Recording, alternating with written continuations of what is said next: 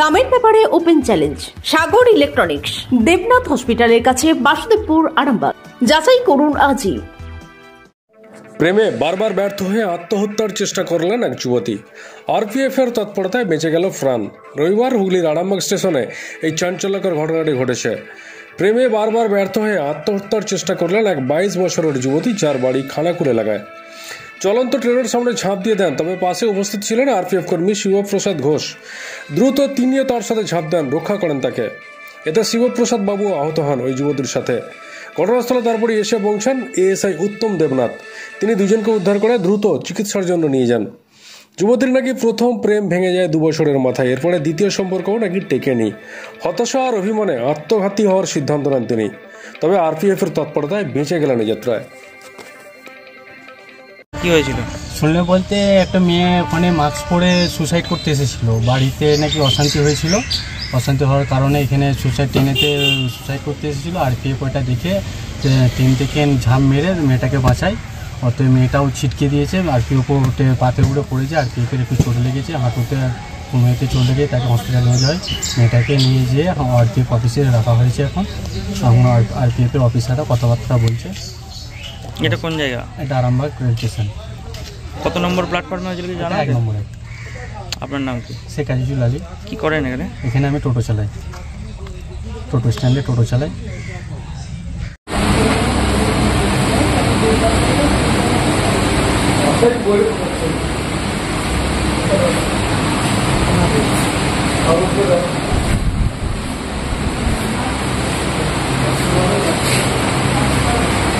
Arambagh steel and wooden furniture, নিজস্ব কারখানায় তৈরি যাবতীয় ফার্নিচারের অভিনব সম্ভার। ঠিকানা দেবনাথ নার্সিংহোমের পাশেই, বাসুদেবপুর, আরামবাগ। রেডি হয়েছে? হ্যাঁ, রেডি হয়ে গেছে।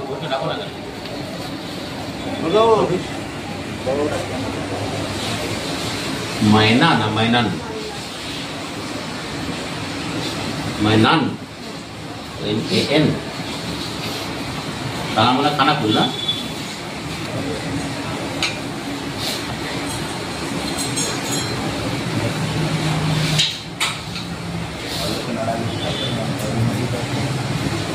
তোমার 22 বছর বয়স তো? আর বলো টেনশন নেই। বলে তখন কিছু বড় আপনি বলো গেছে ভগবান গেছে। যদি মুভমেন্ট করতে পারো তাহলে ভাঙেনি। ট্রেনের সামনে চলেছে না স্যার, কিনেছি ওখান থেকে তো পড়ে গেলে ড্রাইভার এসে ওখান থেকে ছুটে এসে তুমি নিজেই কাটা যেতে, কি দরকার ছিল? ড্রাইভার বলছে আমি সামনে। আপনাদের ভালোবাসার আর এক নাম চন্দন জুয়েলার্স। চন্দন জুয়েলার্স, আরামবাগ, সদরঘাট, হুগলি। আজকে ওই 3:15 নাগাদ আপনার ওই আরামবাগ গামী লোকালটা 1 নম্বর প্ল্যাটফর্মে ঢুকছিল।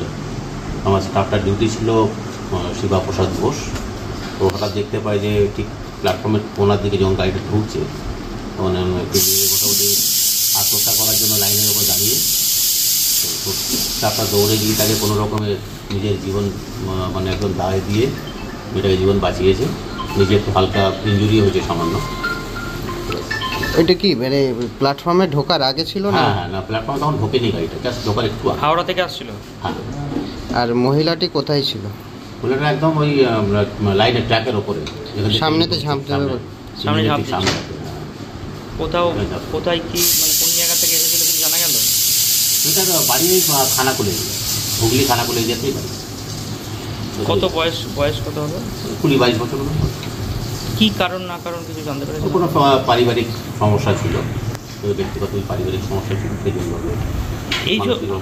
এই যে প্রায় সময় দেখা যাচ্ছে যে ট্রেনে আত্মহত্যা করছে, কেউ ঝাঁপিয়ে পড়ছে, কি বলবেন এই বিষয়ে? আপনারা তো এটা দেখুন, কারণ যদি আত্মহত্যা করার প্রবণতা থাকে তো ট্রেন লাইনটা একটু সোজা মনে করে হয়তো ওরা, যেখানে এখন ধরো ঘটনা অনেক তো হয়েই থাকে। তোমাদের বিশেষ দিদি কিন্তু বলতে পারবো না। মেয়েটির অ্যাকচুয়ালি একটা কোনো বিবাহ গঠিত ব্যাপার ছিল, বিয়ে করবে বলে কোনো এরকম ছেলে প্রতিশ্রুতি দিয়েছিল কিছু। তারপরে সে আমার মনে হয় সেখানে তার যে বক্তব্য, তার যেটা কমিটমেন্ট ছিল সেখান থেকে সে সরে যাওয়ার ফলে কোনো মানসিক ভারসাম্য হারা হয়ে এরকম একটা সিদ্ধান্ত নিয়েছে। বিবাহিত মহিলা উনি? না, এখন তো বিয়ের প্রতিশ্রুতি দেওয়ার পরেই ঘটনা হয়েছে। ওইটাই বলছে মেয়েটি। এবার কি করবেন আপনারা? আমার বাড়ির লোককে ডেকেছি, বাড়ির লোককে হ্যান্ড ওভার করে দেবো। আমাদের যা সিস্টেম আছে। আপনার নামটা একটু বলবেন?